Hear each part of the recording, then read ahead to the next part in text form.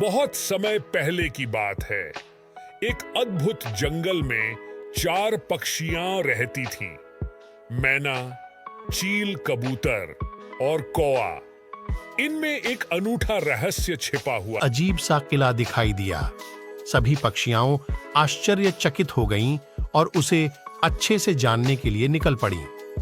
किले की ऊंचाई से वे चारों ओर को देख रहे थे जब अचानक वे एक बड़े से खुले दरवाजे के सामने पहुंचे। दरवाजे पर एक चिट्ठी लटकी हुई थी जिसमें लिखा था। जैसे ही वे अंदर गए, किले का माहौल बहुत ही रहस्यमय था। इसमें विभिन्न कमरों में विचित्र प्रकार के खगोलीय चित्र और सांगीतिक आवाजें थीं।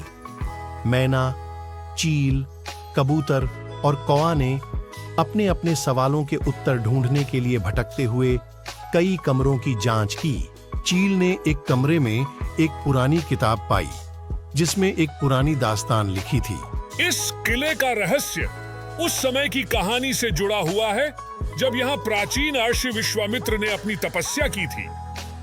उसे देवी सरस्वती ने एक विशेष उपहार दिया था जो इस किले में छिपा हुआ है।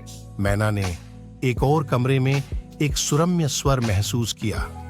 उसने बड़े आत्मा को छूने वाले गाने का अनुभव किया और समझा कि यह स्थान सचमुच अद्वितीय है।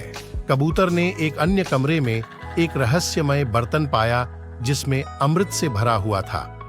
वह बर्तन को छूने पर उसके पंजे में नया जीवन प्राप्त हुआ।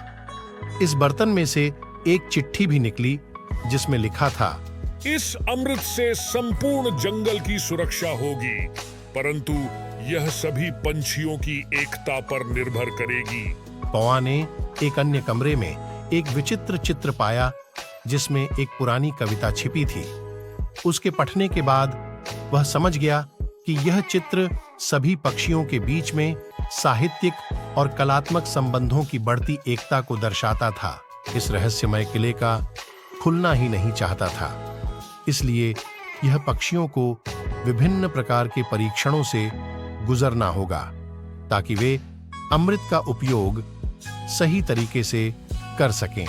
पहला परीक्षण था ज्ञान का। पक्षियों को विभिन्न विषयों में प्रश्नोत्तर देना था।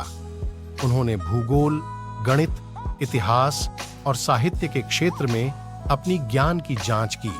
परीक्षणों के बाद पक्षियों ने समझा कि उन्हें मिला हुआ अमृत सही तरीके से उपयोग करना आवश्यक है। वे एक दूसरे के साथ मिलकर जंगल की रक्षा करने का निर्णय लिया और अमृत का सफलतापूर्वक उपयोग करने के लिए तैयार हो गए।